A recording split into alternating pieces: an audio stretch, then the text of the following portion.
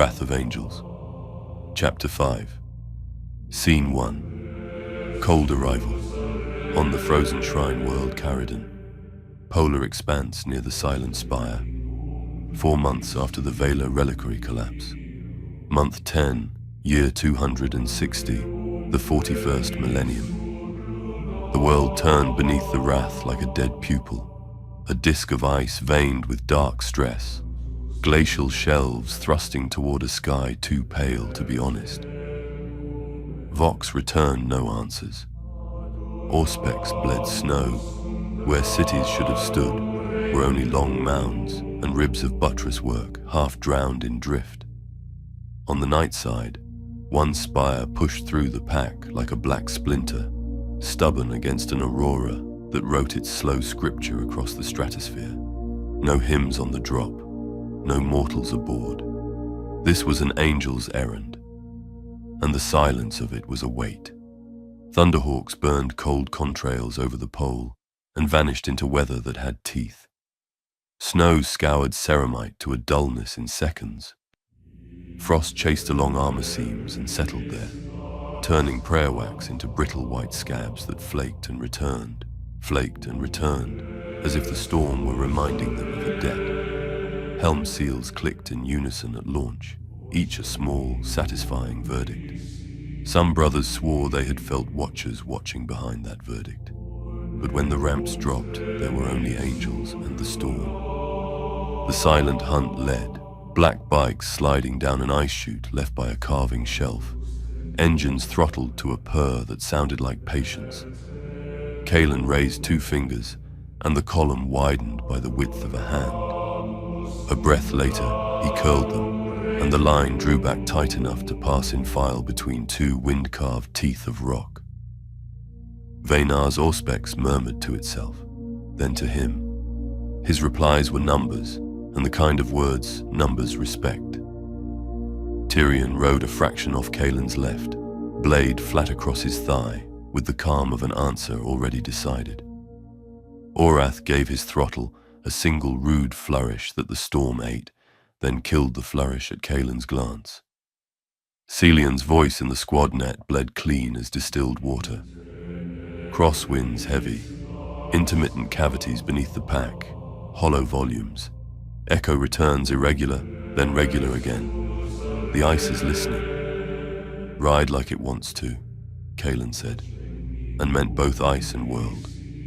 Behind the hunt, the Emerald Vow stamped a shape into reality and made it law by standing there. The square formed and breathed, shifted weight, and reformed. Varrican paced inside the lozenge, palm brushing a pauldron here, a vambrace there. Sparrow-like touches that altered geometry in ways men feel before they understand. Malvern raised the banner, and its pole thrummed. 3 brothers leaned without looking, and the hum settled into a note that sounded like duty. Ephraim's litany scraped frost off his grill by sound alone, syllables accreting barbs until the prayer looked like something that could cut. Torvain set his heavy into its sling, and let the gun's weight argue with the wind until both agreed. Druvan marked the path, and the path obliged. To the right, the Oathbound of the Sanctum advanced at the speed of judgment. Dominiel carried Mortalis hooked over one shoulder, the flail head swinging like a censer built by a man who hated incense. The studs clicked against the haft with the slow punctuation of a thought that did not care to be hurried. Lutharian's shield was a door left ajar just enough for mercy to consider itself. Frost gathered on its boss and refused to acknowledge heat the way faith refuses to acknowledge doubt. Zephanis walked with a hunger in his gait, head cocked as if listening for an enemy that had not yet been born. Ramiel recited litanies so old they had worn smooth in the mouth and came out like weather. Abriath drew lines through air with his eyes, angles from causeway to buttress, path to ambush, drift to cover, and made a quiet inventory of where a man would die for forgetting any of it. They were not alone. Flanking the vow, moving in paired files, came the standard intercessor cadres, plain green, unadorned except where service would not be denied. They marched with a rhythm like the heart of a large animal asleep, unshowy, relentless, honest. Bolters held at the chest, muzzles down just enough to be polite to anyone who might have been in front of them, which was no one. Their anonymity was not neglect, it was a posture. Their names would be spoken later by men who had earned the right to remember. On the left saddle of the formation, heavy intercessors labored against the wind, with the pleased misery of men doing the difficult thing correctly. Ammo feeds clinked a metronome against thigh plates. They wore a breastplate's worth of ice before they had crossed 100 meters. It cracked and fell off in perfect parallels when they exhaled, then reformed, then fell again. Their muzzles tracked the horizon's knife edges and found no comfort there, and did not require any. Ahead, and to the right of the vow, assault intercessors could not help but be noisy even in silence. Chain teeth clicked in idle, a small, eager purr that turned to chastened hush when a gust threw white knives at their lenses. The men were not young, their impatience was. They made oaths in short breaths that smoked and froze and broke on their grills, oaths so many times repeated they had become a speed of the mouth rather than sentences. A few carried jump spurs, most trusted boots and anger. Above and a little behind, jump pack intercessors hung in the storm like caged meteors, igniters ticking with restrained fury. Helm lenses glowed as though someone had pushed coals into their eye sockets. Frost grew on jump housings in feathery fans. When the packs coughed a test burst, the feathers powdered into air with a sound like paper torn far away. They crossed the ice causeway in a hush, audible even through the gale. The only other sound was the world being displeased with them.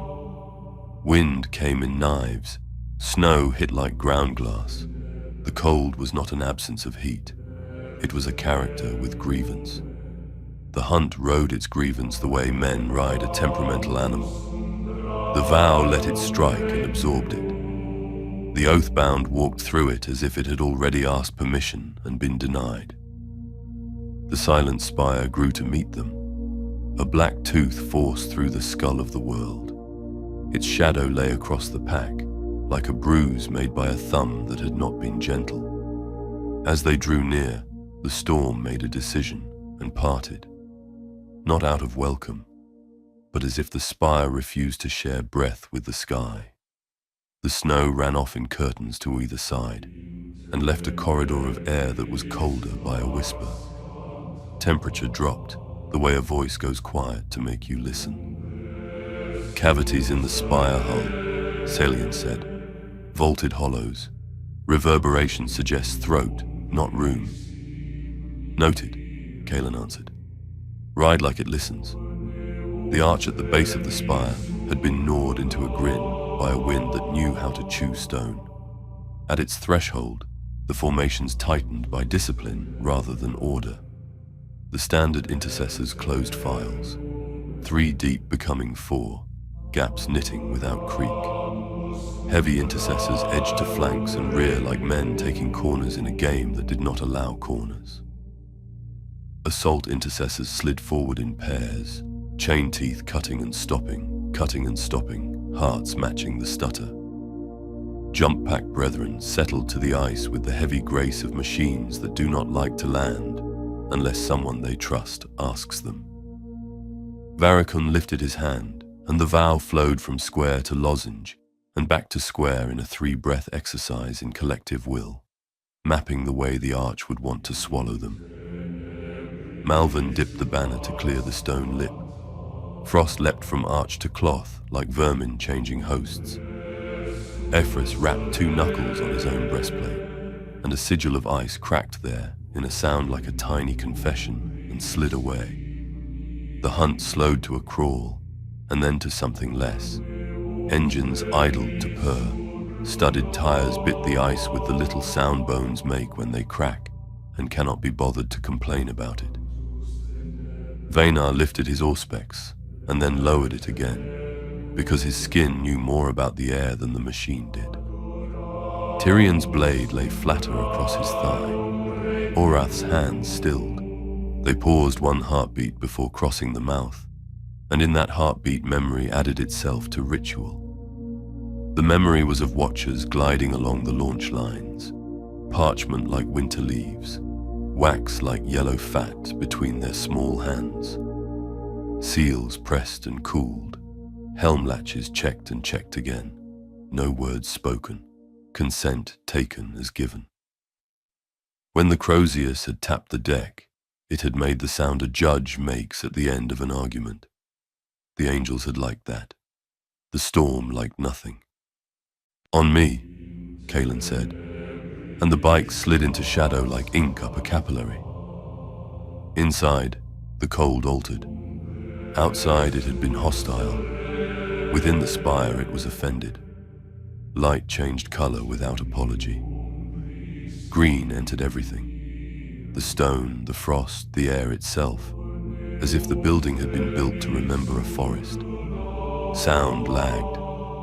Bolt mechanisms clicked and returned as coughs.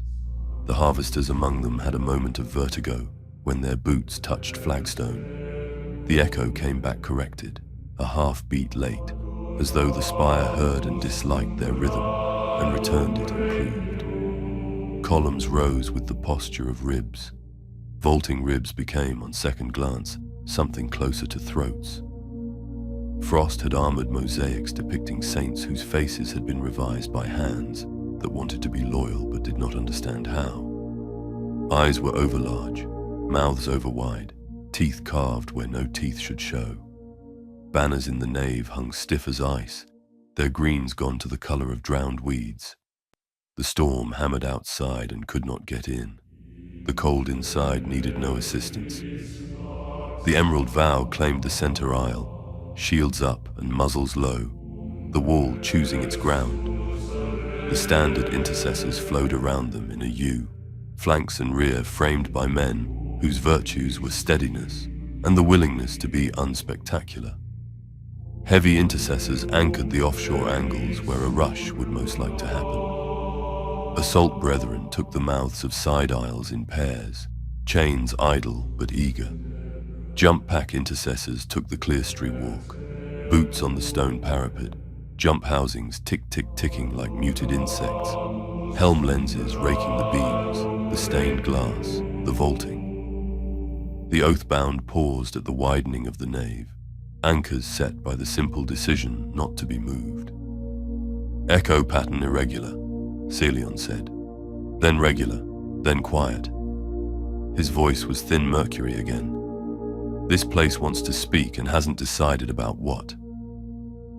Let it decide, Abriath said, and his gaze wrote 2 new lines from nave to side cloister, naming where a man would stand to kill and where a man would stand to die if he thought killing would be easier than it was. Kaelin lifted his hand, and the hunt banked left past a cracked altar. Snow lay in a fake drift where wind could not have brought it. Gloves brushed it and found hoarfrost, not snow, creep growth from the stone itself, a bloom of salt-white crystals like mold that had learned the shape of winter. The bike slipped past pews petrified by cold into something more honest than wood. Breath, Varikan said. It was not an order. It was a gift. They breathed together. Frost plumed from grills in parallel lines. Helm lenses dimmed to cut glare. The storm outside announced itself as thudding born through stone. A quiver moved through the spire's bones like a thought changing its mind. Assault intercessors checked lanes again. Hands made signs on grips that the codex would recognize as hand speech and the chapter would recognize as superstition. A jump brother pressed a glove to the parapet and pulled it back with frost, lined across the palm, in a thorn wheel that looked like a sigil and then was only ice again. A heavy-armed brother at the rear stomped his boot down to seat his weight into stone. The stone accepted and made no comment. Vaulted void ahead, Celian said. Columns at regular intervals, irregularities at 2 and 5, throat-like narrowing beyond. Expect occlusion. Expect teeth, Orath said softly. And Kalen did not reprimand him, because prophecy has its own manners. They made ready to enter the nave proper. The vow flowed forward by fours. The standard intercessors rolled with them like the idea of reinforcement. Heavies flexed their shoulders and felt their guns pull against slings in the comfortable way. Assault brethren vibrated the last of the impatience out of their wrists and let it tidy itself into discipline. Jump pack lenses all dropped 1 degree, a flock learning wind in the same second. The Oathbound remained where the room widened into a mouth and decided that if the building wanted to speak, it would have to say something worth hearing. The silent hunt ghosted up the central line, engines low, tire studs leaving neat dotted sermons on the frost. Kalen raised his hand, and the line was a spear. He crooked 2 fingers, and it was a ladder. He flexed his wrist, and it was a snake. The men behind him understood as if they had known it before they were told. Vaynar muttered numbers, then stopped muttering and listened. Tyrion dipped his blade and brought it up again, a small acknowledgement to the cold. Orath smiled in a way that the storm could not take away. There was a moment, no longer than the time it takes a man to notice he is happy, when everything was aligned. The wall where it should be, the spear where it should be. The weight distributed the way a bridge distributes weight, so that men may pass without asking permission. In that moment, the Wrath's strike force looked like what it is, a thesis written in armor on the subject of inevitability. The spire disliked the thesis.